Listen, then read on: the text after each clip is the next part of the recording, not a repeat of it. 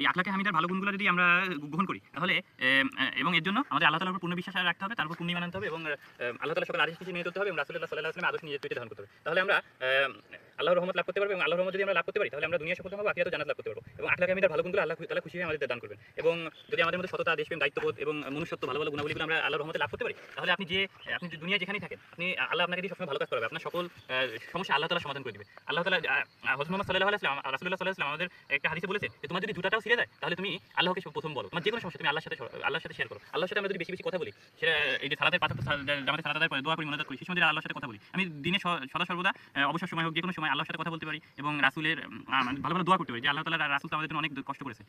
একটা ঘটনা বলি যে তাইফের ময়দানে আল্লাহর রাসূল রাসূলুল্লাহ সাল্লাল্লাহু আলাইহি ওয়াসাল্লাম তাইফের ময়দানে যখন ধর্ম প্রচার করতে গেলেন তখন তাইফবাসী তাকে পাথর মেরে রক্তাক্ত করে ফেলেছিল। তার সারা শরীর রক্তাক্ত হয়ে গেছিল, মুখে গায়ে হাত পা এমন কোনো জায়গা ছিল না যে রক্ত বের হতে বাকি ছিল, কিন্তু তার সারা শরীরের রক্তগুলো পায়ে এসে জমাট বেঁধে গেছিল। তখন আল্লাহ তাআলা রাসূল জিবরাইল আল্লাহ তাআলা সাহায্যের জন্য আল্লাহ তাআলা রাসূলুল্লাহ সাল্লাল্লাহু আলাইহি ওয়াসাল্লামকে সাহায্য করার জন্য বা তার হেফাজতের জন্য জিবরাইল আলাইহিস সালামকে তার কাছে পাঠিয়েছিলেন। তো জিবরাইল আলাইহিস সালাম এসে বলল যে আল্লাহ রাসূল আপনি যদি বলেন তাহলে আমি এদেরকে সবাইকে ধ্বংস করে দিব বা এদের মাটির সাথে মিশিয়ে দেবে। আল্লাহ তাআলা আপনি যদি বলেন আল্লাহ তাআলা মিশিয়ে দেবে মাটির সাথে, এদের ধ্বংস করে দিবে। তখন আল্লাহ রাসূল বলেছিল যে আল্লাহ ওদেরকে জ্ঞান দাও, ওরা তো না বুঝে, ওরা বোঝে না, ওদেরকে জ্ঞান দাও, ওদেরকে হেদায়েত করো। এটা ছিল আল্লাহ রাসূলের আদর্শ, আল্লাহ রাসূলের চরিত্র। আরেকটা ঘটনা আছে যে মসজিদে নববীতে হযরত মুহাম্মদ সাল্লাল্লাহু আলাইহি ওয়াসাল্লাম কিছু সাহাবীদের সাথে মসজিদে নববীতে ওমর রাদিয়াল্লাহু ছিল, সেখানে অন্যান্য সাহাবীরা ছিল, তাদের সাথে ধর্মীয় আলোচনা বা একটা কথা বলতেন। সেই সময় এক বেদুইন লোক এসে মসজিদের নববীতে ঘোড়া ঢুকিয়ে দিল এবং সেখানে বসে প্রস্রাব করা শুরু করলো। তো এটা দেখে ওই ওমর রাদিয়াল্লাহু সহ অন্যান্য সাহাবীরা তাকে মারতে উদ্যত হলো। তখন রাসূলুল্লাহ সাল্লাল্লাহু আলাইহি ওয়াসাল্লাম ওই সকল সাহাবীকে বললেন যে তোমরা থামো, তাকে তার কাজটা সারতে দাও। তারপরে সে যখন পুরো প্রস্রাব করে ফেললো তখন রাসূলুল্লাহ সাল্লাল্লাহু আলাইহি ওয়াসাল্লাম তাকে সুন্দর করে বুঝিয়ে বলল যে তুমি যে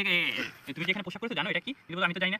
আল্লাহ রাসূল বলল যে এটা হচ্ছে আমাদের ইবাদতগাহ, এটা মসজিদ, এখানে আমরা বসে আল্লাহ স্মরণ করি, ইবাদত বন্দেগী, আল্লাহর সাথে কথা বলি। এই কাজটা তো তোমার করা উচিত হয়নি। এরকম আরো সুন্দরভাবে তার সাথে ব্যবহার করলো। এই সুন্দর ব্যবহারের পরিপ্রেক্ষিতে ওই বিধর্মী লোকটা ইসলাম ধর্মে চলে আসলো এবং মুসলমান কলেমা পড়ে মুসলমান হয়ে গেল। এটা হচ্ছে আমাদের ইসলামের সৌন্দর্য। তাইফের উদাহরণ দিলাম, তারপরে মসজিদে নববীতে বেদুইন লোকটার উদাহরণ এজন্য দিলাম যে আমাদের আল্লাহ তাআলার রাসূল হযরত মুহাম্মদ সাল্লাল্লাহু আলাইহি ওয়াসাল্লামের আদর্শ ছিল এটা। তার চরিত্র জুড়ে ছিল আখলাকে হামিদার সকল ভালো গুণ, তার মধ্যে সততা, দেশপ্রেম, দায়িত্ববোধ, তারপরে মনুষ্যত্ব, আমানতদারিতা।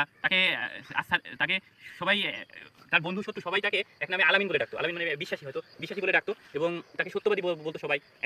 তার মধ্যে সত্যবাদিতা ছিল এবং তাকে সবাই বিশ্বাস করতো, শত্রু মিত্র সবাই তাকে বিশ্বাস করতো। এবং এর জন্যই তিনি মানব জাতির আমাদের সকলের জন্য আল্লাহ তাআলা তাকে রহমাতুল লিল আলামিন তাকে বলা হয়। তিনি সমস্ত মানব জাতির জন্য রহমত স্বরূপ। আর তার চরিত্র দিলেই ছিল আখলাকে হামিদার সকল ভালো গুণগুলো। তাহলে আমরা যখন আল্লাহ তাআলার উপর পূর্ণ ঈমান এনে তার আদেশ মেনে চলার চেষ্টা করব এবং আল্লাহর কাছে প্রার্থনা করব যে আল্লাহ তাআলা আপনি আমাকে আমাদের চরিত্রে হযরত মুহাম্মদ সাল্লাল্লাহু আলাইহি ওয়াসাল্লাম সকল আদর্শ দান করুন, তখন আল্লাহ তাআলা যদি রহমত করেন এবং তাহলে আল্লাহ তাআলা আমাদের চরিত্রে আখলাকে হামিদার সকল ভালো গুণগুলো দান করবেন, যেগুলো আমাদের রাসূলের আদর্শ, সেই চরিত্রগুলো আল্লাহ তাআলা আমাদের দান করবেন। এইভাবে আমাদের আল্লাহ তাআলার উপর পূর্ণ ঈমান আনতে হবে, রাসূলের আদর্শ নিয়ে চরিত্র দান করতে হবে।